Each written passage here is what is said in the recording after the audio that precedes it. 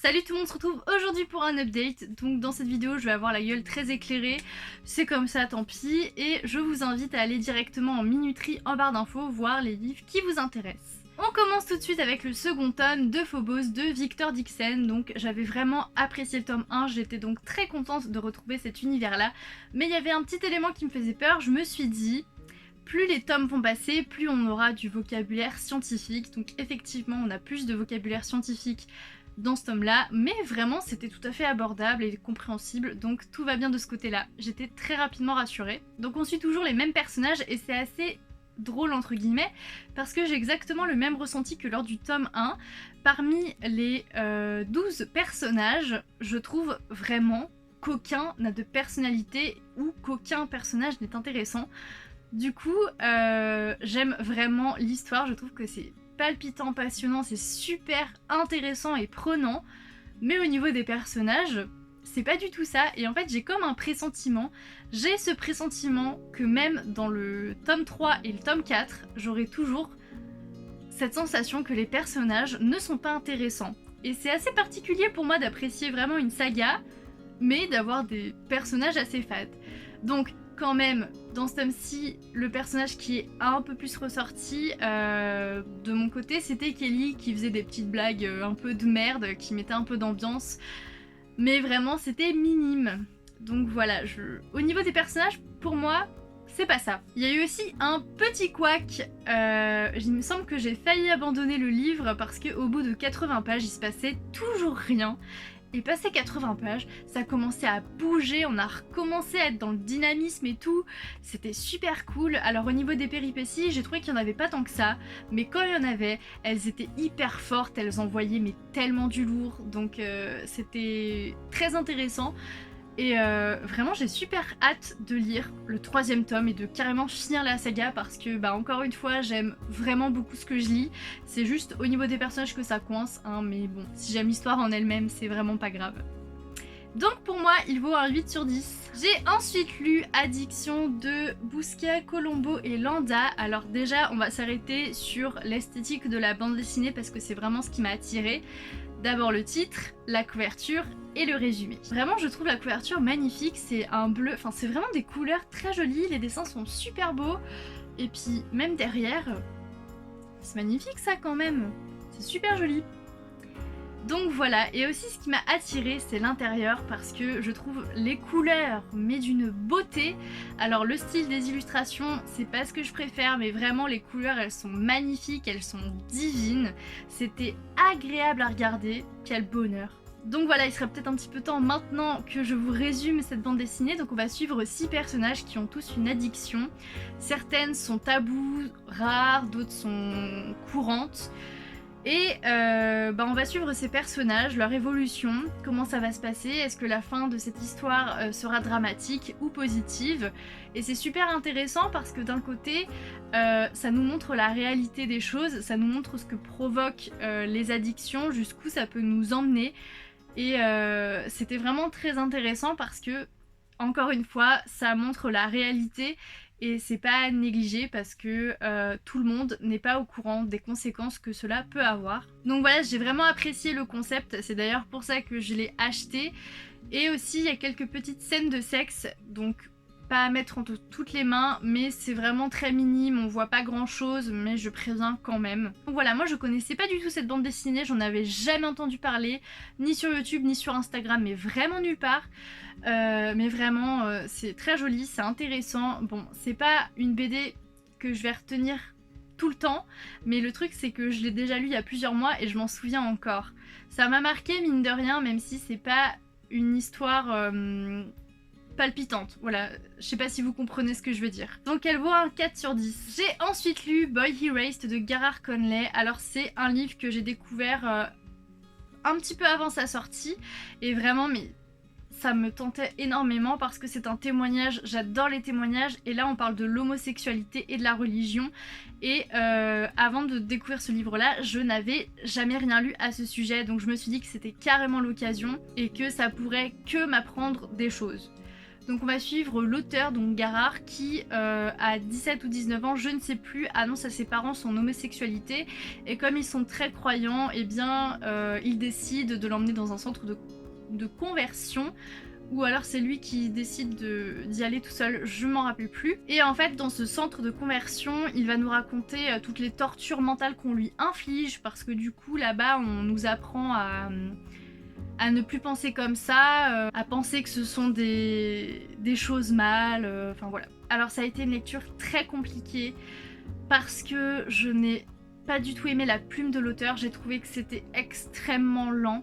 En fait j'avais une sensation bizarre dès le début, en fait c'est que j'avais l'impression qu'il n'y avait pas de virgule et pas de point, alors qu'il y en avait, hein. Enfin il y en a dans tout texte.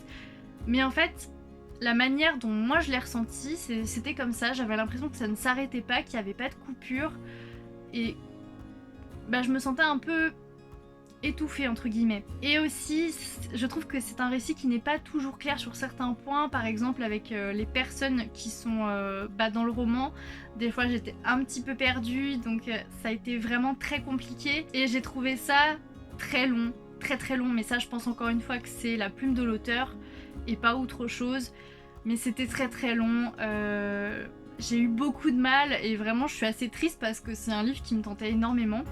En tout cas je l'ai lu en entier, hein, je suis vraiment ravie de l'avoir découvert, il restera dans ma tête, pas forcément en bien mais il restera dans ma tête, je vais retenir le positif parce que le positif c'est le message très fort qui est à l'intérieur, où on vous parle de l'homosexualité, où on vous dit que ce n'est pas une maladie, que c'est normal, c'est comme ça, tout va bien. Et c'est aussi, je trouve, un livre qui pousse à la réflexion. Donc personnellement je ne l'ai pas aimé, mais je pense vraiment que beaucoup d'entre vous pourraient l'apprécier, et surtout que le sujet est vraiment super intéressant. Donc je lui ai mis un 3 sur 10, vraiment à contre-cœur, mais encore une fois pour moi c'est juste la plume qui a posé problème, et peut-être le rythme dû à la plume. Mais encore une fois, c'est juste une question de goût, donc il y aura forcément parmi vous des personnes qui aimeront la plume et qui apprendront beaucoup de choses. J'ai ensuite lu Papa est en bas de Sophie Adriaansen, donc ici on va suivre une petite fille dont le papa est malade, donc une maladie grave qui va se transformer rapidement en phase terminale. Et du coup dans ce roman jeunesse, on va suivre cette petite fille qui voit son papa petit à petit partir. Et forcément c'est un roman triste, hein, vous l'aurez bien compris, mais c'est très intéressant je trouve parce que c'est un livre jeunesse et qu'un enfant qui lit ce livre peut vraiment facilement s'identifier à la petite fille, donc Olivia. Et je pense que quand on a une personne malade dans sa famille, qu'on est enfant, je pense que c'est important de pouvoir s'identifier à quelqu'un. Donc comme cette petite fille. Ça parle aussi de maladie, et vraiment en fait ce que j'ai apprécié c'est que tout ça c'est abordé avec légèreté, c'est vraiment adapté pour les enfants, donc il n'y a absolument rien de choquant, c'est très bien écrit, c'est jeunesse, ça parle d'un thème important, mais c'est abordé avec légèreté, même avec humour d'ailleurs, je tiens à le dire, avec beaucoup d'humour. Et voilà, c'est adapté pour un jeune public et je trouve ça vraiment très bien. De mon côté, j'ai apprécié ce côté jeunesse, mais par moments j'ai trouvé que ça manquait de maturité, mais comme... Enfin, j'ai mes propres attentes à moi, donc en tant qu'adulte, parfois il y avait un manque de maturité qui m'a un petit peu freinée, mais en tant qu'enfant, je pense vraiment que ça plaira à beaucoup et que c'est un bon petit livre. Donc je suis pas trop sûre que vous ayez compris ce que j'ai voulu dire par là.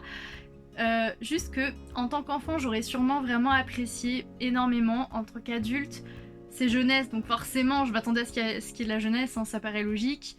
Mais parfois de mon côté j'aurais aimé un petit peu plus de maturité. Voilà. Donc il vaut un 6 sur 10 et vraiment si vous voulez aborder le thème de la maladie à des enfants, en fait je trouve vraiment que c'est un livre très adapté. J'ai lu une seconde BD, il s'agit de Le Nao de Brown de Dion. Alors, on va suivre une jeune femme qui s'appelle Nao, qui souffre de TOC morbide, donc qui a des pensées morbides sur les autres, et c'est compliqué à contrôler et à gérer mentalement. Et parallèlement à ça, elle aimerait chercher l'amour, enfin voilà, vivre sa vie. Alors, au sujet de Nao, donc le personnage principal, j'ai trouvé que c'était une femme très intéressante, dans le sens où c'était super cool de voir ce type de toc.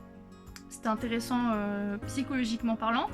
Après, je trouve vraiment que c'est un personnage très complexe, parce que j'ai pas toujours su pourquoi elle agissait comme ça, ce qui se passait dans sa tête. J'ai eu un peu de mal quand même avec ce personnage, honnêtement. Ensuite, au niveau de l'histoire elle-même, j'ai eu aussi des petits soucis puisque c'est pareil, des fois j'étais un peu perdue à cause de l'enchaînement des planches parce qu'en fait je trouve qu'elles s'enchaînent pas toujours bien.